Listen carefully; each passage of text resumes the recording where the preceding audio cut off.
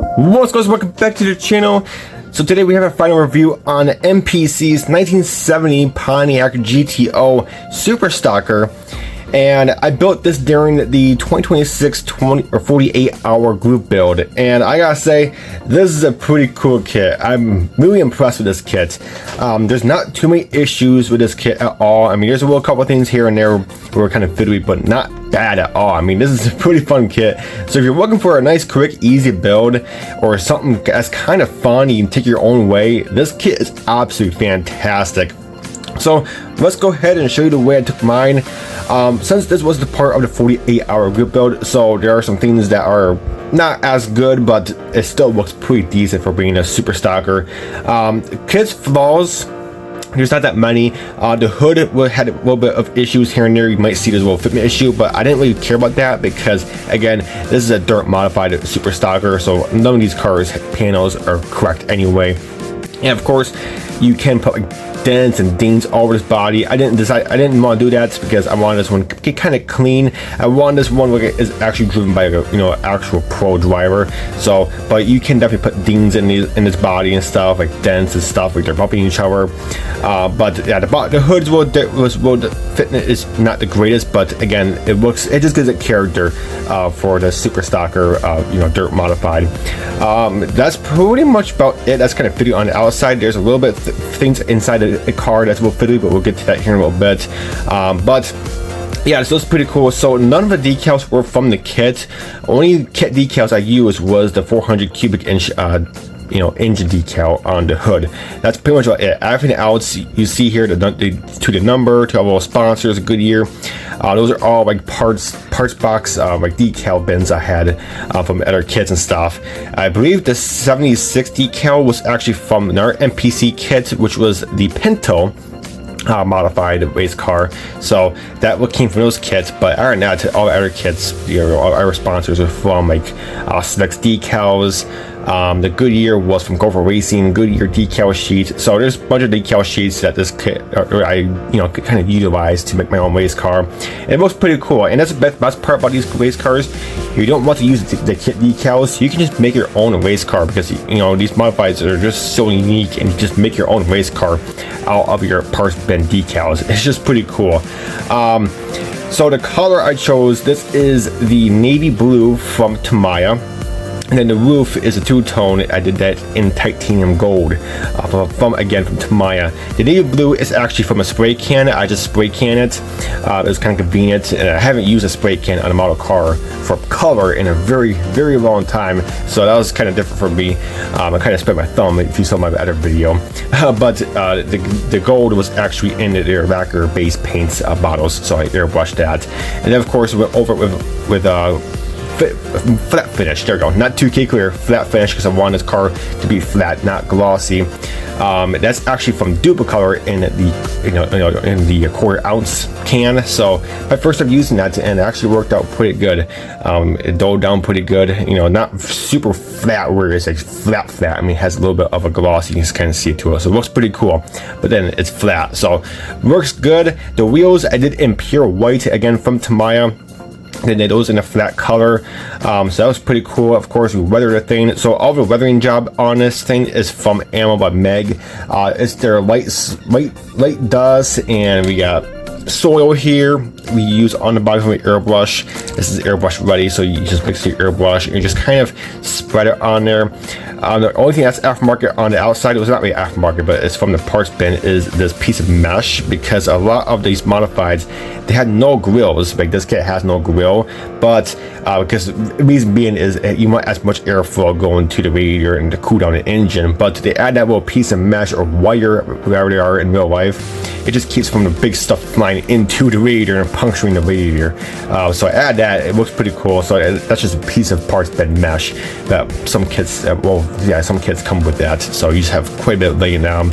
So, and again, all these hires and stuff were from Ammo by Meg. There's their pigments. I did their soil, their dust. You can use mud, but I don't want muddy stainless. One, okay, you know, just they went on a dry track, so it's kind of dusty. So that looks pretty cool. I did a windshield, kind of weathered the windshield a little bit, and it kind of brushed off where they have to, you know, has to see. So that looks pretty cool. I did the same thing, same method for the back. The exhaust on this thing is really unique. The exhaust pops out right there, and then I weathered that a little bit as well because it kind of sticks out. So that's pretty cool. The bumper and stuff is in polished aluminum, but I dulled it down a little bit because I didn't want to look like it's actual polish, but it's more like a brighter aluminum look from Alclad. So that is that. The window net is masking tape I made out of, you know, just pure Tamiya masking tape painted red. So that looks pretty cool. And all of the windshield or the headlight block-offs, same with the door handle, I did that in aluminum. That's actually the AK aluminum pin, and the hood pins are 3D printed. There's hood pin molded in onto the hoods and stuff, and the trunk. There's a hood pin right in the middle, but that made no sense, so I did not put one there. It just has the 4 hood pins where I kind of, you know, mounted them on there. So that's that, and again, a trunk ones as well. But that is pretty much about it. This gas power cap was in the kit. I had no idea where it went to. It did not explain it put it on the body. So I just drilled a hole and put it right there in the body. It's the fuel cap, and then put some fuel stains dripping down from there. So that worked out pretty good. It looks pretty good there, so I'm happy about that. But yeah, the whole exterior turned out fantastic. I'm really happy how this thing turned out. Let's go ahead and go to the chassis. So since this is a dirt modified, the chassis has tons of aluminum plating. So the whole bottom chassis is aluminum plating, so that is dual aluminum from Alclad. And then the main chassis I did in dual red from Tamiya. They're lacquer based paints and bottles, and I put in a little bit of bright red or pure red in there, just to kind of brighten up the red a little bit, because I didn't want that dark of a pure, you know, bright or dull red. So that looks pretty cool. So yeah, the chassis is all dark aluminum. The quick change axle is actually dark aluminum from Alclad. Of course, I weathered the heck out of it under there, especially the rear axle area, because it's kicking up a lot of dust back there, because that's the rear wheels are and stuff. So that's that. The drive shaft is white, safety white they call it. So that's that. So the chassis looks pretty good. They did shocks in the yellow, just kind of give it kind of like a contrast look down there. But yeah, the whole chassis, I love it. It looks really good. It's a little fiddly here and there, not too bad. I mean, it went together pretty well, so I'm really happy about that. Let's go to the interior. The interior is actually pretty neat. Again, all that aluminum plating down there, again, that is all Alclad dual aluminum. You can use bright aluminum, whatever, but I figured a lot of these panels are dual aluminum. That goes for the firewall, the steering column, the shroud that goes over, you know, covers the exhaust shroud, you want to call it. All that aluminum plating in there is dual aluminum from Alclad. Again, the roll cage is that same chassis color, that dull red with a little bit of pure red mix in there, so that looks pretty cool. The seat is actually pretty neat. I did my technique for the textured black on the seat to give it that cloth look, and then the pure black on the back. The fire extinguisher is pure red from Tamiya. So that looks pretty cool, and I actually like the interior in this thing. And I did a little bit of interior wash from Ammo by Meg. Nothing too crazy. I didn't want to weather this interior up too much, because I want to like to actually take care of the interior after done racing. They kind of wipe it down a little bit, but it just has a little bit of stains and, you know, streaks and grimes down in there into the firewall and stuff. So, but yeah, the interior looks pretty cool. Love how that looks, and yeah, that's pretty fun put together. I mean, the roll cage was a little fiddly to put together, but not too bad. I mean, just use a little bit of super glue while the welding cement kind of helps it dry and welds it together. So, but yeah, the interior went together like a breeze. I mean, there's nothing wrong in there. My kit was actually missing the steering shaft or drive shaft for the steering, so not a big deal. I just used a metal rod to put that in there, and it looks pretty good. So yeah, the interior again looks really good. You can go extreme with the weathering if you want to, make it look really nasty in there, but again, I didn't want mine to be too bad. So, but yeah, I like it, and it looks pretty good. There's only one little flaw in there. That is with the windows. So the windows has this old-fashioned where the front window and the rear window is more than one piece. It has this big piece that goes over the roof and stuff. I thought I just put it in there because, you know, it didn't feel like messing with it, but it keeps it from the car from sitting down all the way. I mean, that roll cage is going to hit the top part of the roof where the glass is molded all one piece. So, and you can't get the chassis in all the way, or it doesn't fit in all the way. You're gonna have a weird wide height stance. So just split your windows, your front window and your rear window in half, where it splits, so that way your roof is exposed, and then your roll cage can fit up there completely, and that way your chassis can go in all the way. That's the only thing. So again, it just has an old-fashioned windows where it's molded one piece. So just take your cutting knife or whatever and just slice it, and then that way your roof is, you know, exposed where your roll cage can go up all the way. So that's the only thing. But other than that, the interior was pretty good. I'm actually pretty pleased about that. So let's go ahead and go under the hood. We'll take my tweezers here and we'll open the hood and expose this pretty cool engine. I love this engine bay. It looks so unique. This is one of the reasons why I want to build this car so much, because of the crazy engine bay it has with the exhaust and stuff. So the engine I did in the Pontiac blue-green color. So that is actually from a Flaho, and I mixed a little bit of white in there because I think that was a little bit too dark from a Flaho. So that looks pretty cool. I added some butted hoses and lines in there, and I wired the engine with yellow distributor wires and fuel lines and stuff.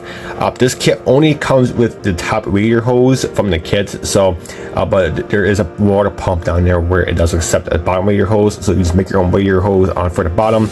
Make that, you definitely want to, because the engine gap between the engine and the radiator is very big, and you can notice if there's no bottom radiator, yeah, people are going to notice that. So go ahead and add a bottom radiator hose. It's not that hard to make.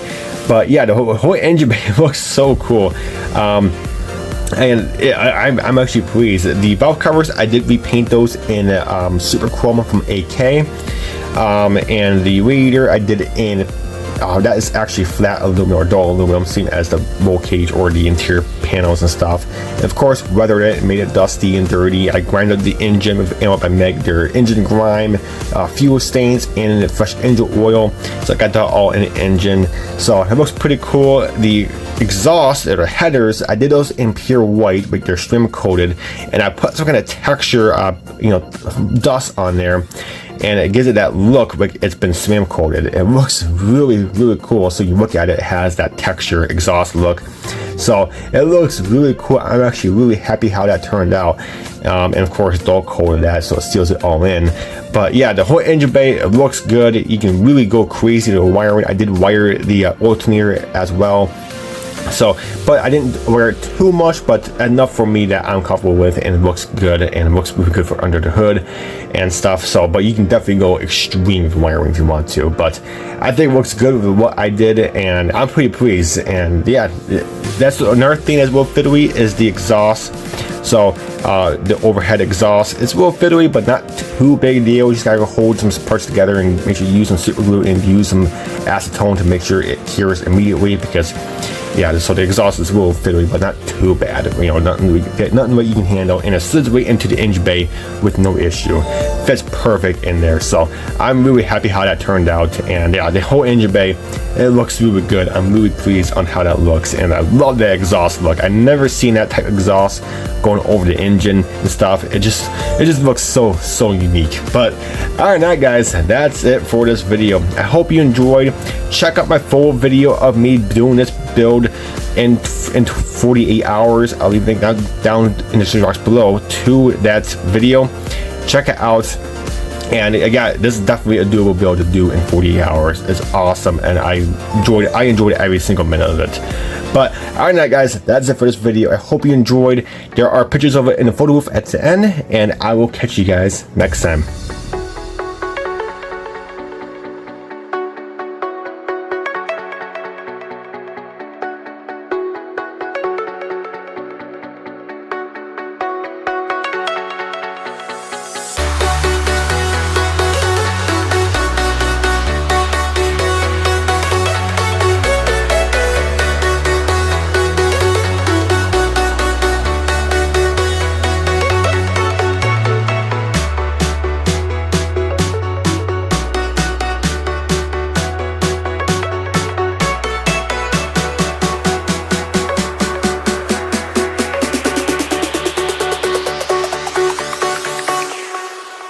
it up.